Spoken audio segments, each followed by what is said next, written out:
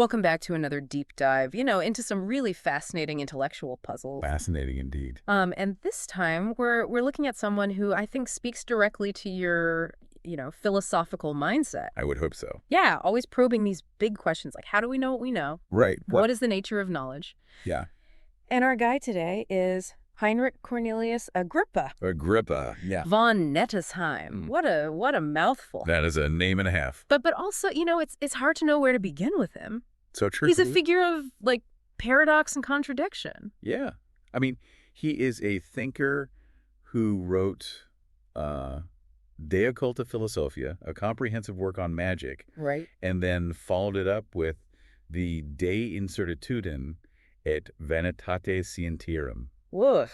Which is, it's about the uncertainty and vanity of the sciences. So a sweeping critique of human knowledge. A skeptic, right. Yeah. So how do we square that? Yeah. Yeah. And he was known in his time as either celebrated or execrated, I guess, depending on who you talk to, as the Archimagus. Like a powerful mage. Yeah. Yeah. A powerful magic figure. Right. And then he also had this reputation as a skeptic. Right. Aiming to, dismantle science, as it were. So this deep dive is all about, I hope, going beyond that sort of surface contradiction to understand the coherence of his overall intellectual project. I hope so, too. So how do we connect these, what seem to be disparate works? It's important, I think, for your philosophical understanding to understand that for Agrippa, these two major works and his others were all part of a broader philosophical, religious, and moral inquiry into the role of learning in his society. So it's not just like he had, his magic side and then he had his skeptical side. Right at all.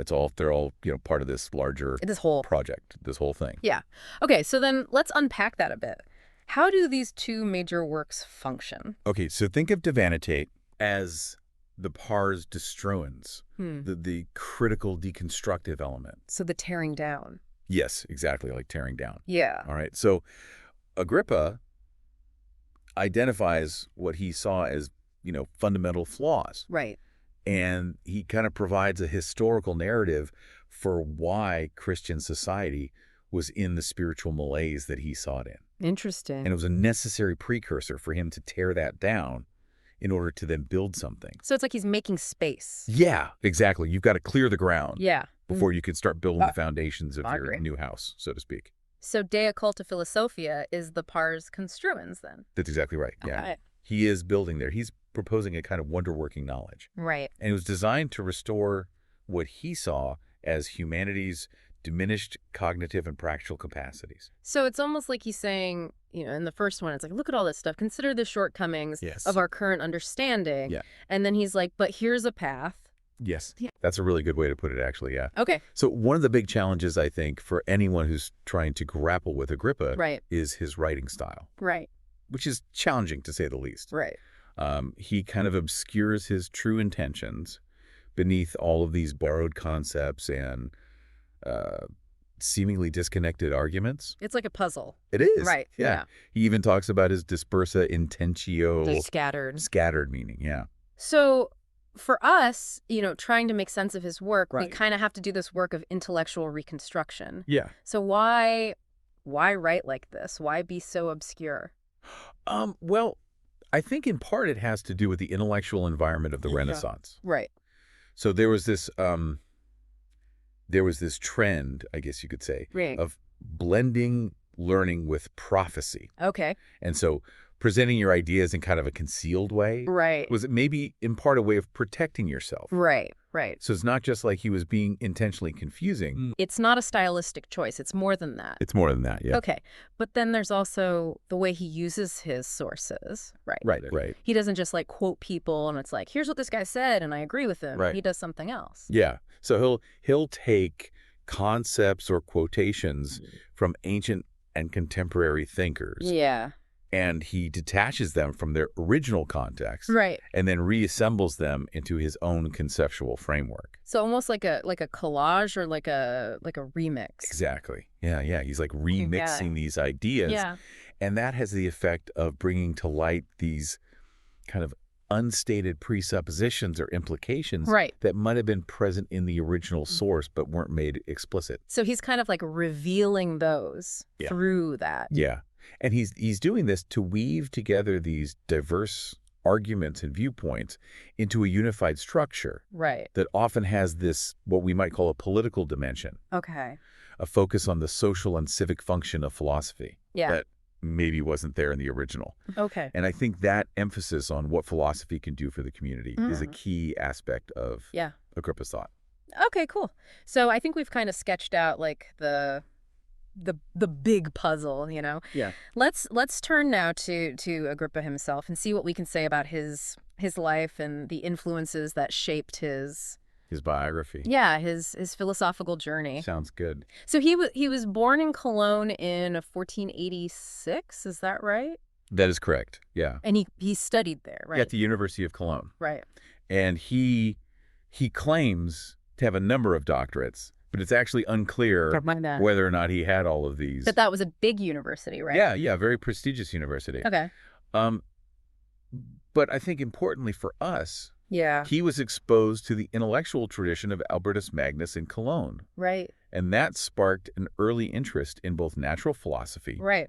and in Pliny the Elder's natural history. Yeah. That makes sense, right? Like as a kind of precursor to his interest in magic. Yeah. Right. I mean, those are both key texts for later thinkers about magic. Great. He also encountered Andreas Cantor. Okay. Who introduced him to the ideas of Ramon Lull. Ramon Lull. Now, this is usually called Lullism. Right. And it was all about a universal system of reasoning. Okay. Agrippa even wrote a commentary on Lull's Ars Magna.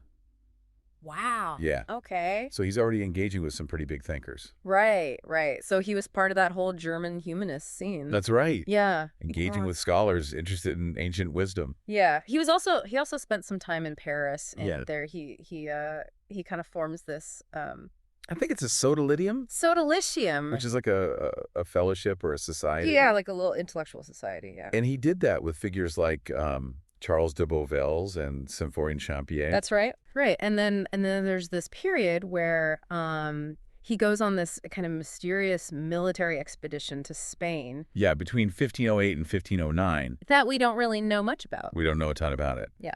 But then in 1509, he starts lecturing at the University of Dole on Johannes Reuchlin's De Verbo Mirifico. I'm guessing that caused some problems? You would be right. Yeah, Cavallo was not exactly kosher. Yeah, not in good favor in many places. It was a controversial topic to be teaching. Right. And in fact, there's a record of him being accused of propagating the criminal, condemned, and prohibited art of Kabbalah. Oh, wow. Yeah. So this is really not an easy path he's choosing. It's not a path for the faint of heart. No.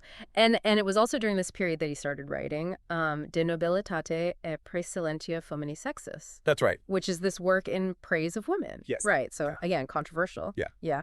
Okay. So and then I think like the really key moment, right, for his development, his intellectual development, is his meeting with Johannes Trithemius, right? Yeah. In the winter of 1509-1510, he meets with Trithemius, the abbot of Sponheim, who was known to be interested in natural magic. Okay. And this spurs Agrippa to complete his work on magic, which is the first draft of De Occulta Philosophia. Oh, wow. So the early De Occulta Philosophia is circulating, at least amongst his circle, kind of early on. Relatively early on, yeah. Yeah, okay. And so what are some of the key ideas that he presents in that work? Well, I mean, he frames it as an attempt to revitalize this sublime and sacred science that he felt had become corrupted. Okay. He really felt that magic had been divorced from its theoretical foundations. Right. And it was being misapplied. Yeah. And he wants to bring back the true version. Right. And what is that true version? So drawing on figures like Pico della Mirandola, Agrippa defines magic as the most perfect accomplishment of the noblest philosophy. Wow, that's a big claim. Yeah. And he actually, unlike some of his predecessors, views it as a comprehensive form of knowledge. Okay. So it's integrating insights from diverse fields of learning and revealing their potential to actually influence reality. Right. He then categorizes magic into 3 distinct forms based on the different levels of being. Okay. So there's natural magic, dealing with the elemental realm. Right. There's astrological and numerological magic, which is concerned with the celestial sphere. Okay. And then there's religious magic, or ceremonial magic, which incorporates Kabbalistic and theurgic practices. So he's systematizing this, right? He's Yeah, really... it's very systematic. Okay. So other thinkers like Reuchlin had offered tripartite divisions like this. Right. But Agrippa's is much more encompassing. Okay. It's not only Neoplatonic and Hermetic, but it's also drawing on medieval magical traditions and even popular beliefs. Okay. And it's all within this overarching Neoplatonic framework. Okay. So let's talk about the early De Occulta Philosophia. Right. So book 1, if I remember right, is about the elemental world. That is right. Yeah. So in book 1, he's talking about the manifest and occult virtues in things like stones and plants and animals. Right. And he explains these virtues through this principle of causal correspondence. Okay. So the idea is that there are these sympathetic relationships that link the eternal ideas to the physical world. Right. Through the stars and the spiritus mundi, the spirit of the world. Okay, yeah. Which is this kind of mediating force that connects everything together. So it's like the glue. Yeah, the glue, the cosmic glue, yeah. Right. And then book 2 shifts to astrology. Right. Agrippa is presenting the magus as an intermediary who can use the knowledge of celestial influences to actually manipulate the natural world. Right, yeah. And he's drawing heavily on, thinkers like Marsilio Ficino and medieval astrological traditions to describe, astrological images and methods for attracting astral virtues and all this stuff. And then book 3 is where things start to get...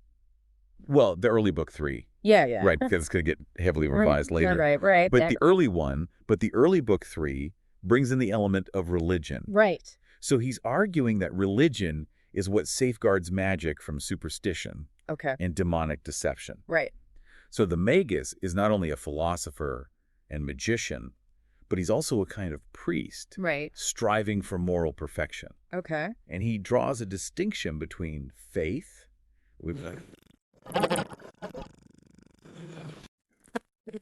knowledge through the mind. Okay.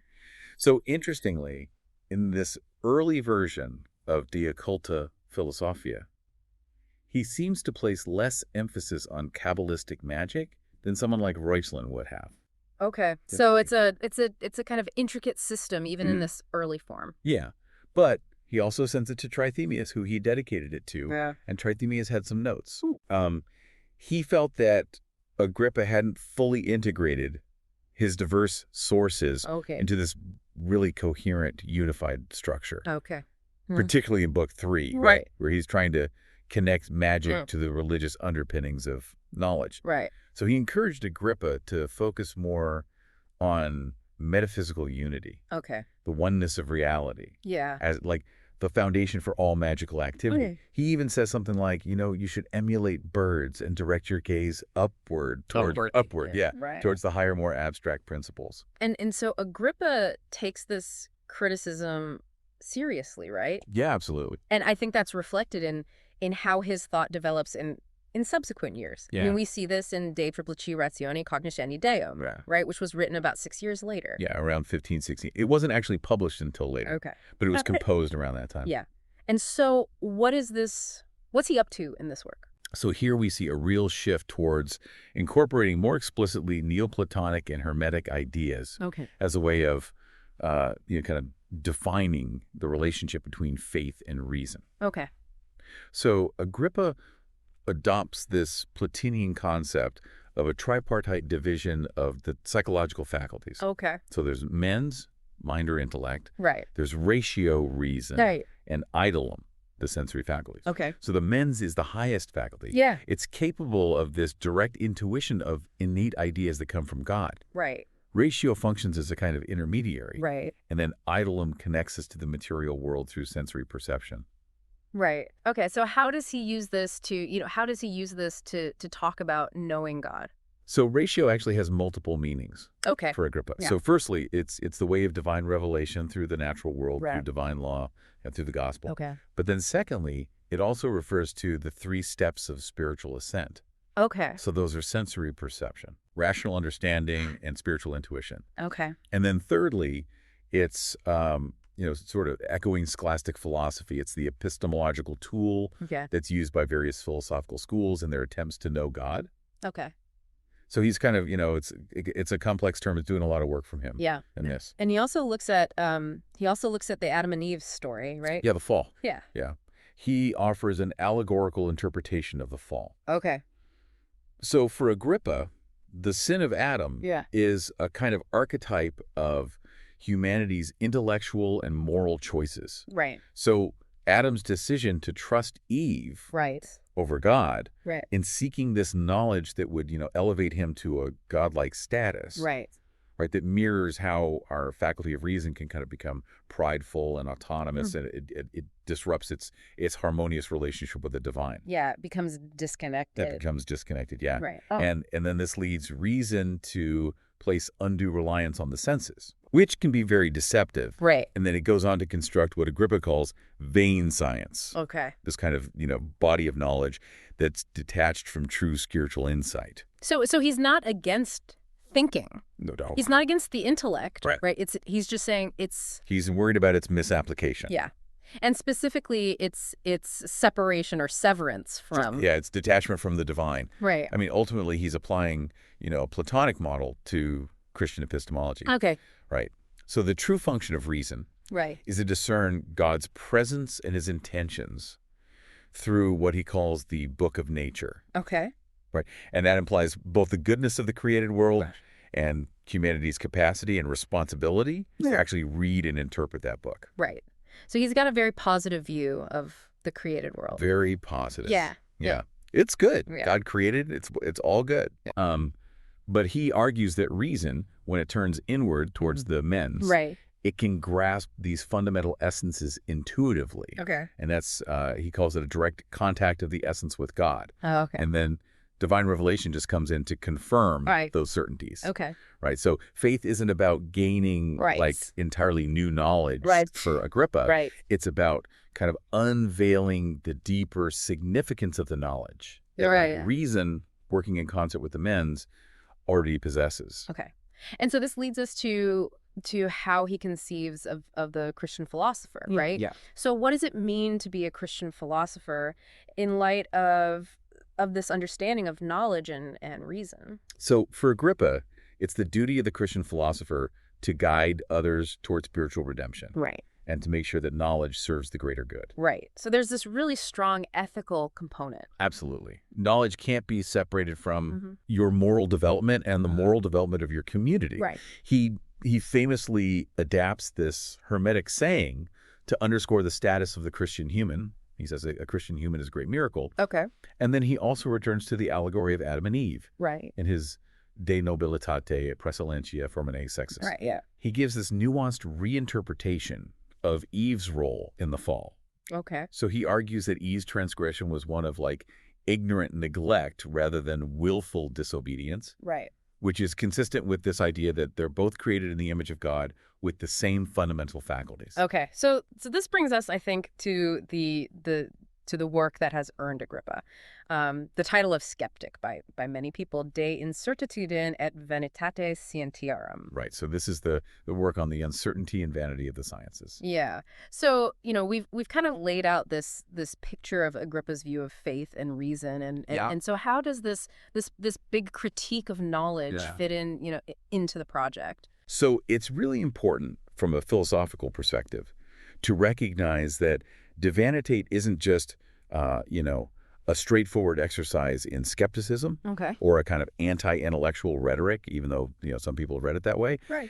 It's a moral critique of how the sciences were being practiced and utilized in his era and what their impact on society was. So less about inherent flaws within knowledge itself, but more about its use. About its use and its social consequences. Yeah, okay. So his main goal is to evaluate the philosophical and theological schools of his day. Okay. And he's arguing that they're failing in their task of educating individuals and fostering spiritual well-being. Okay. And he thinks this is contributing to the corruption that he sees in society. Okay. So he gives this, this kind of polemic against human inventions. Right. Ranging from grammar to theology, right? All of these things. So really a broad range. Yeah, a broad range. Yeah.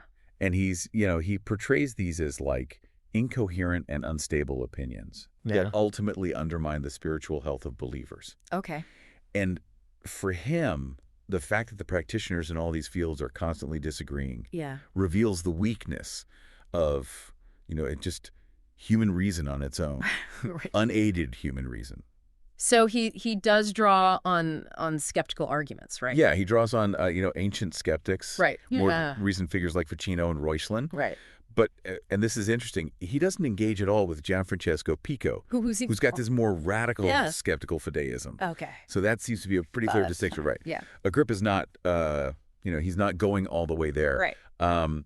He questions the very foundations of Aristotelian epistemology. Okay. Particularly its reliance on the fallibility of the senses. Right. And he famously contrasts what he calls the demonic Aristotle with the divine Plato. Yeah. So demonic Aristotle sees the soul as, dependent on the body. Divine Plato conceives of the soul as this divine substance. Right. But he's not, his goal isn't to just, advocate for skepticism for its own sake. Right. Or suspension of judgment. So what is he doing then with this critique? So his real intentions, I think, are kind of beneath this polemic. Okay. He's arguing that science itself is ethically neutral. Okay. And its value is determined by what he calls the moral integrity of the knower. Okay. So whether it's, beneficial or detrimental depends on who has it and how they use it. Okay. So he sees skepticism as a necessary preliminary stage. Okay.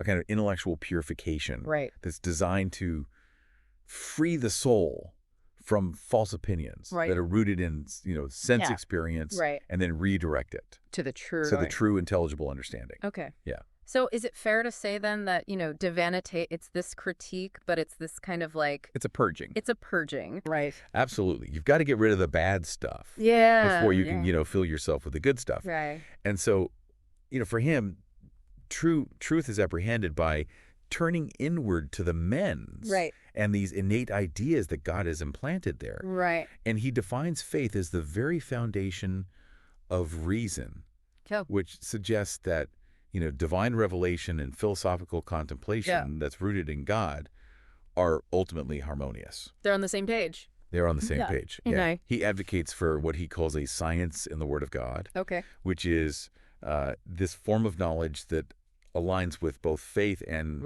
rightly directed reason. Okay. And he contrasts that with the demonic Aristotelian path that's based solely on, human abilities. Right. So skepticism for Agrippa is a form of intellectual discipline. Okay. It's not, leading to just like undifferentiated doubt. Right. And in fact, he has this praise of the ass. Yeah, what's going on there? Well, it's ironic, right? Okay. He's criticizing the noble doctors in sciences who rely solely on human knowledge. Okay. And he's advocating a return to this kind of intellectual humility and simplicity so that you can better receive and convey divine wisdom. So, and this brings us back to Deo Culta Philosophia. Yeah. Because despite, all of that critique of human knowledge, he ends up publishing the final expanded version of his work on magic. Exactly. So how do we make sense of that? So, despite what he says in Divinitate, he's still committed to this project of, renewing magic. Right. He sees both theological debates and this carefully regulated practice of magic as part of this larger project of restoring humanity to its original perfection and recovering its God-given abilities. Okay, so he sees the two projects as... Yeah, as complementary. Yeah, as going together. Yeah, absolutely. So this final Deo Culta Philosophia that comes out in 1533 is hugely revised and expanded from that first draft that he sent to Trithemius. Okay. It draws on, a much wider range of sources. Okay.